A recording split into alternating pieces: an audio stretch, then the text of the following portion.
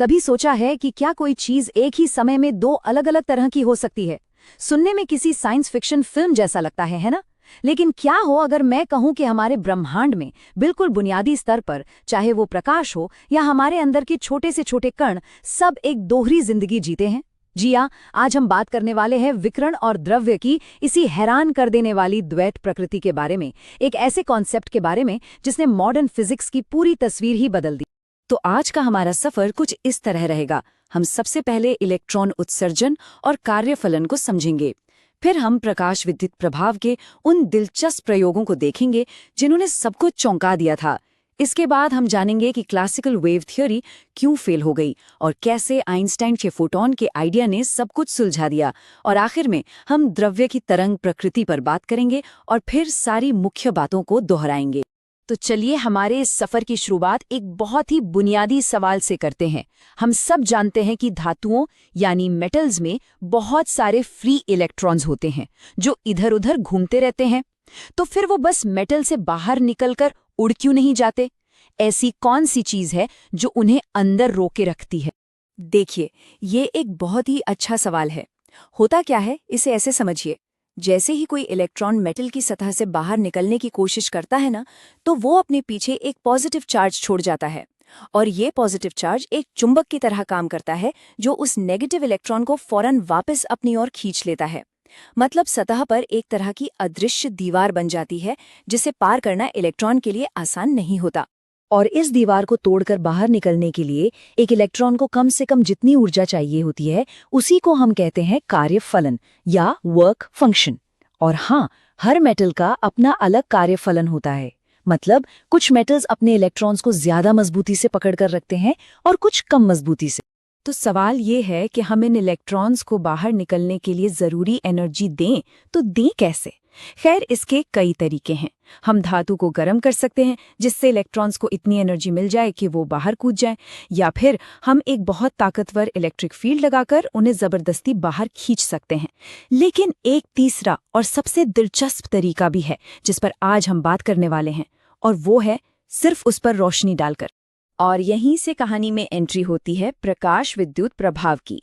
ये वो घटना है जिसे पहली बार 1887 में हेनरिक हर्ट्ज ने नोटिस किया था। शुरू में तो ये बहुत सीधी साधी सी घटना लगी, लेकिन जैसे जैसे हॉलवॉक्स और लेनार्ड जैसे वैज्ञानिकों ने इसकी गहराई से जांच की, उन्हें कुछ ऐसे नतीजे मिले जो न सिर्फ अजीब थे बल्कि उस समय के फिजिक्स के हिसाब से तो बिल्कुल नामुमकिन थे। अगर सीधे सीधे शब्दों में कहें तो प्रकाश विद्युत प्रभाव का मतलब है मेटल पर सही तरह की रोशनी डालो और उसमें से इलेक्ट्रॉन निकलने लगेंगे, यानी बिजली बनने लगेगी। आजकल के सोलर पैनल वगैरह इसी सिद्धांत पर काम करते हैं। लेकिन असली पहेली ये नहीं थी कि ऐसा हो रहा है, बल्कि ये कैसे हो रहा था, उसके नियम क्या थे। वो नियम किसी के समझ में नहीं आ रहे थे। तो जो पहला नतीजा निकला वो तो काफी हद तक समझ में आने वाला था।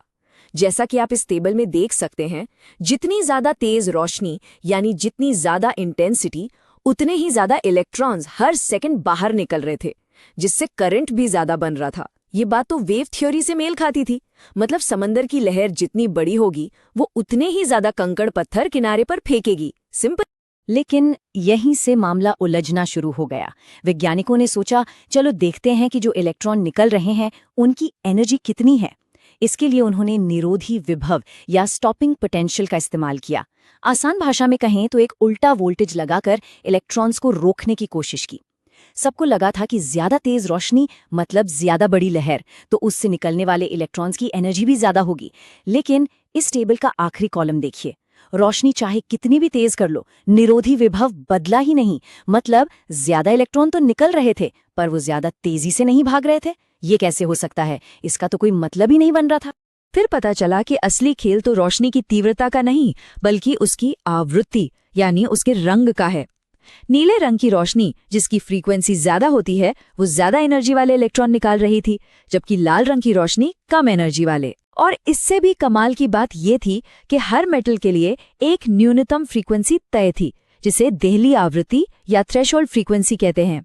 अगर रोशनी की फ्रीक्वेंसी उस दहलीज से कम है तो आप चाहे दुनिया की सबसे ताकतवर टॉर्च भी क्यों न ले आएं, एक भी इलेक्ट्रॉन बाहर नहीं निकलेगा। और ये सब कुछ पलक झपकते ही हो रहा था।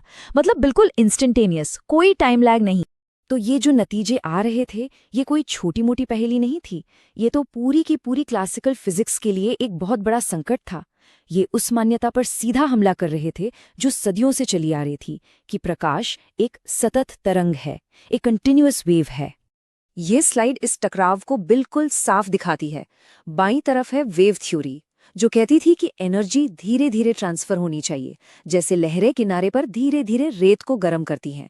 उसके हिसाब से ज्यादा तेज रोशनी से ज्यादा एनर्जी मिलनी चाहिए थी, किसी भी फ्रीक्वेंसी पर काम होना चाहिए था और एनर्जी जमा होने में थोड़ा वक्त लगना चाहिए था।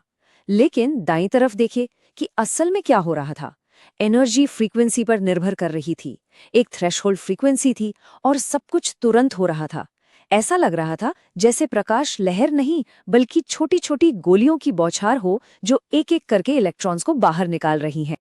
तो उस समय की क्लासिकल फिजिक्स पूरी तरह से फेल हो चुकी थी। जब सारे बड़े बड़े वैज्ञानिक परेशान थे, तब 1905 में सीन में एंट्री होती है एक नौजवान पेटेंट क्लर्क की, जिनका नाम था एल्बर्ट आइंस्टीन। उन्होंने एक ऐसा आइडिया दिया जो इतना जबरदस्त, इतना क्रांतिकारी था कि उसने हमारे सच को देखने का नजरिया ही हमेशा के लिए बदल दिया। आइंस्टीन ने एक बहुत ही एक रैडिकल आइडिया दिया। उन्होंने कहा, क्या हो अगर हम प्रकाश को देखने का अपना नजरिया ही बदल दें?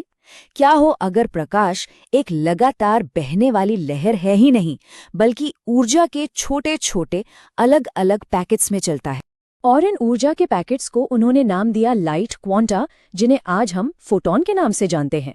और सबसे जरूरी बात ये थी, हर एक फोटॉन की एनर्जी सिर्फ और सिर्फ उसकी फ्रीक्वेंसी पर निर्भर करती है।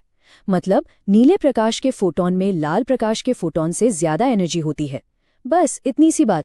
और इसी आइडिया पर आधारित है आइंस्टीन का मशहूर फोटो इलेक्ट्रिक इक्वेशन। ये कोई मुश्किल चीज नहीं है, ये बस एनर्जी के लेन देन का एक सिंपल सा हिसाब किताब है। एक फोटॉन आता है, वो अपनी सारी एनर्जी hv एक इलेक्ट्रॉन को दे देता है। उस एनर्जी का कुछ हिस्सा यानी कार्यफलम फाइन नॉट इलेक्ट्रॉन को मेटल से बाहर निकलने में खर्च हो जाता है और जो बची हुई एनर्जी है वो इलेक्ट्रॉन की गतिज ऊर्जा बन जाती है। और बस इस एक इक्वेशन ने सारी पहेलियां सुलझा दी। इलेक्ट्रॉन की एनर्जी फ्रीक्वेंसी पर क्यों निर्भर करती है? क्योंकि एक फोटॉन अपनी एनर्जी एक ही इलेक्ट्रॉन को देता है। दहली आवृत्ति क्यों होती है? क्योंकि अगर आने वाले फोटॉन के पास इतनी एनर्जी ही नहीं है कि वो कार्यफलन का टोल टैक्स चुका सके, तो इलेक्ट्रॉन बाहर निकल ही नहीं पाएगा। और सब कुछ तुरंत क्यों होता है? क्योंकि ये एक फोटॉन और एक इलेक्ट्रॉन के बीच की सीधी टक्कर है, जिसमें टाइम नहीं लगता। इस एक आइडिया ने सब कुछ एक्सप्लेन कर दिया। तो अब तक हमने क्या देखा? प्रकाश, जिसे हम सब एक वेव मानते थे, वो असल में एक पार्टिकल की तरह भी बर्ताव कर सकता है। इसी हैरान कर देने वाली बात ने एक और नौजवान फिजिसिस्ट लुई डी ब्रोगली को सोचने पर मजबूर कर दिया। उन्होंने सोचा कि अगर प्रकृति में सिमेट्री यानी समरूपता है, तो क्या इसका उल्टा भी सच हो सकता है? डी ब्रोगली का आइडिया सुनने में बहुत अजीब था, लेकिन बहुत लॉजिकल था। उन्होंने कहा, अगर वेव पार्टिकल बन सकती है, तो फिर पार्टिकल यानी मैटर, जैसे कि इलेक्ट्रॉन, वो एक वेव की तरह बर्ताव क्यों नहीं कर सकता? और उन्होंने अपने इस आइडिया को एक बहुत ही खूबसूरत और सरल इक्वेशन में समेट दिया। जरा इसे देखिए। एक तरफ है लैम्डा यानी वेवलेंथ, जो कि एक वेव की प्रॉपर्टी है, और दूसरी तरफ है पी यानी मोमेंटम, जो कि एक पार्टिकल की प्रॉपर्टी है। डी ब्रोगली ने इन दो अलग अलग दुनियाओं को एक बराबर के निशान से जोड़ दिया। तो अब सवाल उठता है कि अगर हर चीज एक वेव है, तो फिर एक क्रिकेट बॉल हवा में लहराती हुई क्यों नहीं दिखती? इस टेबल से पता चलता है क्यों। एक छोटे से इलेक्ट्रॉन के लिए उसकी वेवलेंथ भले ही छोटी हो, पर इसे मापा जा सकता है। लेकिन एक क्रिकेट बॉल जैसी बड़ी चीज के लिए उसकी वेवलेंथ का नंबर देखिए, वो इतना ज्यादा छोटा है, इतना छोटा कि उसे मापना हमारे लिए नामुमकिन है। इसीलिए हमारी रोजमर्रा की दुनिया में हमें चीजें पार्टिकल जैसी ही दिखती हैं, वेव जैसी नहीं। ठीक है, तो अब तक हमने जो कुछ भी सीखा है उसे फटाफट रिवाइज कर लेते हैं। ये सारे पॉइंट्स बहुत जरूरी हैं, तो इन पे ध्यान दीजिएगा। तो हमने शुरुआत की कार्यफलन से, जो इलेक्ट्रॉन को बाहर निकलने के लिए जरूरी मिनिमम एनर्जी है। फिर हमने प्रकाश विद्युत प्रभाव देखा, जिसने पुराने नियमों को तोड़ दिया। उसके बाद आया फोटॉन का कॉन्सेप्ट, जो आइंस्टीन का समाधान था, और उनका मशहूर समीकरण। और आखिर में हमने डी ब्रोगली वेवलेंथ के बारे में जाना, जिसने बताया कि हर पार्टिकल के साथ एक वेव भी जुड़ी होती है। तो आज की बात हम इसी एक सवाल के साथ खत्म करते हैं। अगर हमारे आसपास की हर चीज, हर कण एक ही समय पर पार्टिकल भी है और वेव भी, तो इसका हमारी असलियत की समझ के लिए क्या मतलब है? ये जो द्वैत प्रकृति है, ये सिर्फ एक थ्योरी नहीं है, ये हमारे ब्रह्मांड की एक बुनियादी हकीकत है। एक ऐसी हकीकत जो हमें बताती है कि चीजें हमेशा वैसी नहीं होती जैसी हमें अपनी आंखों से दिखाई देती।